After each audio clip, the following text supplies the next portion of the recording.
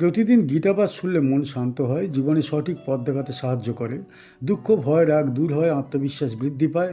কর্ম ও ভক্তির মাধ্যমে হৃদয়ের শক্তি, ঘরে শান্তি ও জীবনে আলো নিয়ে আসে। তাই প্রতিদিন আমাদের চ্যানেল থেকে 2টি শ্লোক সহ একটি পাঠ শুনুন। ये तु अक्षरमनिर्देश्यम् अव्यक्तं पर्युपासते सर्वत्र गमचिन्तं च কূটস্থমচলম ধ্রুবম। যারা সেই অবিনশ্বর বাক্য ও বুদ্ধির অতীত অব্যক্ত তত্ত্বের উপাসনা করেন, যিনি সর্বত্র বিরাজমান, চিন্তার অতীত, পরিবর্তনহীন, অচল ও চিরস্থায়ী, তাঁরাই নিরাকার ব্রহ্মতত্ত্বের উপাসক। ইয়ে মানে যাঁরা, তু মানে কিন্তু, অক্ষরম মানে অবিনশ্বর, অনির্দেশ্যম মানে যাকে বাক্যের দ্বারা নির্দেশ করা যায় না, অব্যক্তম মানে নিরাকার বা অপ্রকাশিত, পর্যুপাসতে মানে গভীর নিষ্ঠায় উপাসনা করেন, সর্বত্রগম মানে সর্বত্র বিরাজমান, অচিন্ত্যম মানে চিন্তার অতীত, চ অর্থাৎ এবং, কূটস্থম মানে অপরিবর্তনীয় বা স্থিতপ্রজ্ঞ, অচলম মানে অচঞ্চল, ধ্রুবম মানে চিরস্থায়ী বা নিত্য। এই শ্লোকে ভগবান নিরাকার ব্রহ্মতত্ত্বের উপাসনার স্বরূপ বর্ণনা করছেন। এখানে সেই সাধকদের কথা বলা হয়েছে যারা কোনো রূপ, গুণ বা লীলার আশ্রয় না নিয়ে পরম সত্যকে অব্যক্ত রূপে ধ্যান করেন। এই পথ অত্যন্ত সূক্ষ্ম এবং গভীর বুদ্ধিবৃত্তিক স্থিতি দাবি করে। অক্ষর শব্দের মাধ্যমে ভগবান সেই তত্ত্বের কথা বলেছেন যা কখনো ক্ষয়প্রাপ্ত হয় না।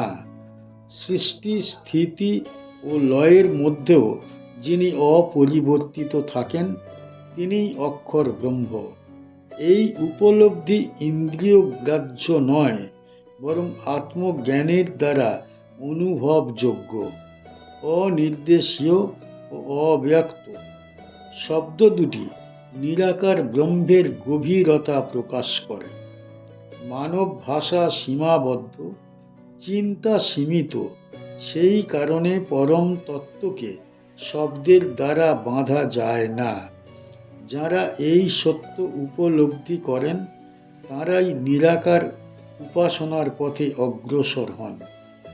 এই শ্লোকে বলা হয়েছে ব্রহ্মং সর্বত্র অগ, অর্থাৎ তিনি বিশেষ কোনো স্থানে সীমাবদ্ধ নন।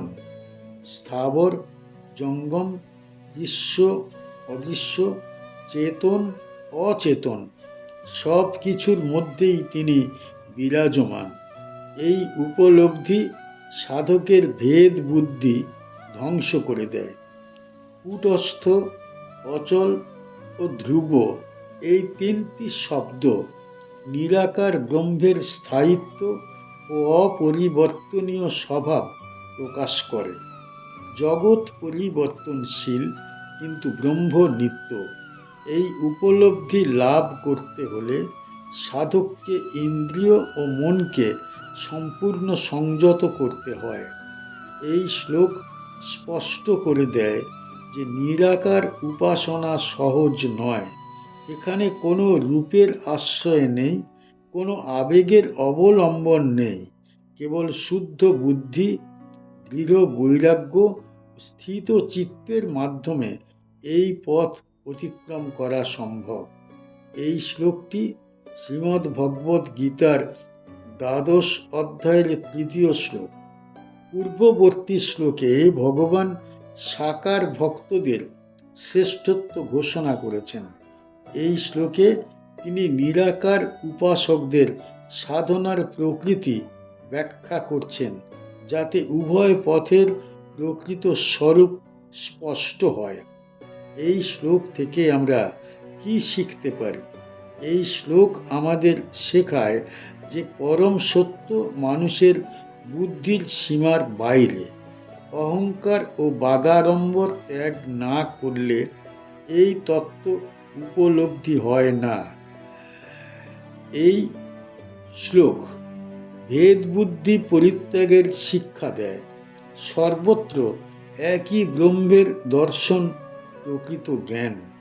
সবশেষে এই শ্লোক স্মরণ করিয়ে দেয়, যে পথই হোক, সাধনার মূল লক্ষ্য হল চিত্তকে পরিবর্তনশীল জগতের ঊর্ধ্বে স্থাপন করা এবং চিরন্তন সত্যে স্থিত হওয়া।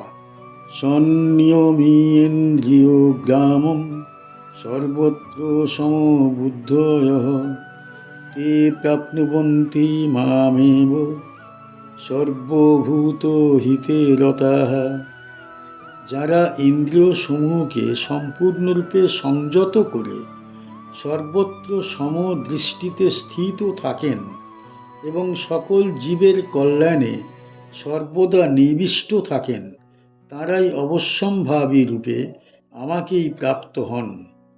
সংনিয়মীয় মানে সম্পূর্ণ সংযত করে, ইন্দ্রিয় গ্রামম মানে ইন্দ্রিয় সমূহের সমষ্টি, সর্বত্র মানে সর্বস্থানে, সমবুদ্ধয় মানে সমদৃষ্টি সম্পন্ন, তে মানে তাঁরা, প্রাপ্নুবন্তি মানে লাভ করেন, মাম মানে আমাকে, এব মানে নিশ্চয়ই, সর্বভূত মানে সকল জীবের, হিতে মানে কল্যাণে, রতাহা মানে নিবিষ্ট বা অনুরক্ত।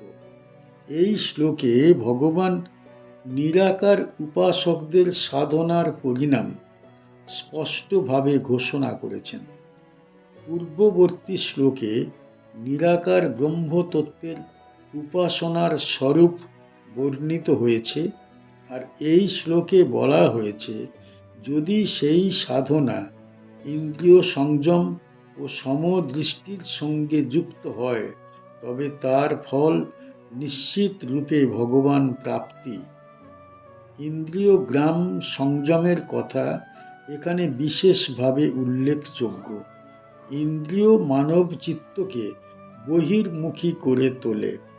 রূপ, রস, স্পর্শ, শব্দ ও গন্ধ এই পাঁচের প্রতি আসক্তি চিত্তকে অস্থির করে। যিনি ইন্দ্রিয়কে শাসন করতে সক্ষম হন তাঁর চিত্ত স্বাভাবিকভাবেই স্থিত হয়। সর্বত্র সমবুদ্ধয়ঃ এই পদ দ্বারা ভগবান সমদৃষ্টির মহত্ব প্রকাশ করছেন। সুখ দুঃখ, মান অপমান, লাভ ক্ষতি এই দ্বন্দ্বগুলির ঊর্ধ্বে ওঠাই সমবুদ্ধি। যিনি সকল অবস্থায় স্থির থাকেন তিনি প্রকৃত যোগ সিদ্ধ। এই শ্লোকে কেবল আত্মসাধনার কথাই বলা হয়নি, বরং সামাজিক দায়বদ্ধতার কথাও উচ্চারিত হয়েছে।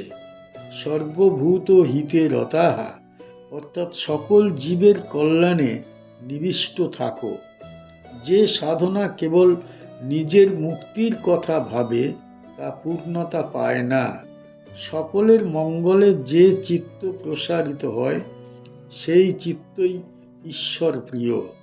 ভগবান এখানে স্পষ্টভাবে ঘোষণা করছেন এইরূপ সাধকরাই তাকে প্রাপ্ত হন।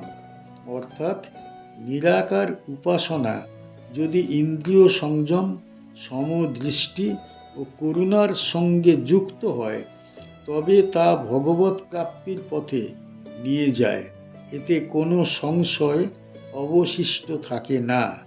এই শ্লোক ভক্তি ও জ্ঞানের মধ্যে সেতু বন্ধন রচনা করে।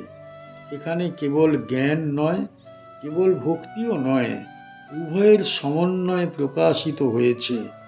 সংযম, সমদৃষ্টি ও করুণা এই তিনের সমাহারেই সাধনা পূর্ণতা লাভ করে। এই শ্লোকটি ভগবদ গীতার ১২ অধ্যায়ের ৪র্থ শ্লোক। সাকার ভক্তদের শ্রেষ্ঠত্ব ঘোষণার পর ভগবান নিরাকার উপাসকদের সাধন পথ ব্যাখ্যা করছেন। এই শ্লোকে তিনি সেই সাধনার সফলতার শর্ত ও ফল উভয় নির্ধারণ করেছেন। এই শ্লোক থেকে আমরা কি কি শিখতে পারি? এই শ্লোক আমাদের শেখায় যে ইন্দ্রিয় সংযম ছাড়া কোনো সাধনাই স্থায়ী হয় না। চিত্তকে সংযত করতে না পারলে জ্ঞান কেবল ধারণায় সীমাবদ্ধ থাকে। এখান থেকে জানা যায় যে সমদৃষ্টি আধ্যাত্মিক পরিপক্কতার লক্ষণ। যে সকল অবস্থায় স্থির থাকতে পারে সেই প্রকৃত যোগী। এই শ্লোক করুণার মহিমা প্রকাশ করে। সকল জীবের কল্যাণে নিবিষ্ট চিত্তই ঈশ্বরের নিকট পৌঁছায়। সবশেষে এই শ্লোক স্মরণ করিয়ে দেয় নিজেকে শুদ্ধ করবার সঙ্গে সঙ্গে বিশ্ব কল্যাণে আত্মনিবেদনই ভগবৎ প্রাপ্তির নিশ্চিত পথ। আমাদের চ্যানেলের গীতা পাঠ কেমন হয়েছে, ব্যাখ্যা কেমন হয়েছে, আপনার কেমন লেগেছে কমেন্ট বক্সে অবশ্যই জানাবেন এবং প্রতিনিয়ত গীতা পাঠ শোনার জন্য চ্যানেলটা অবশ্যই সাবস্ক্রাইব করে রাখুন। দেখা হচ্ছে পরের ভিডিও।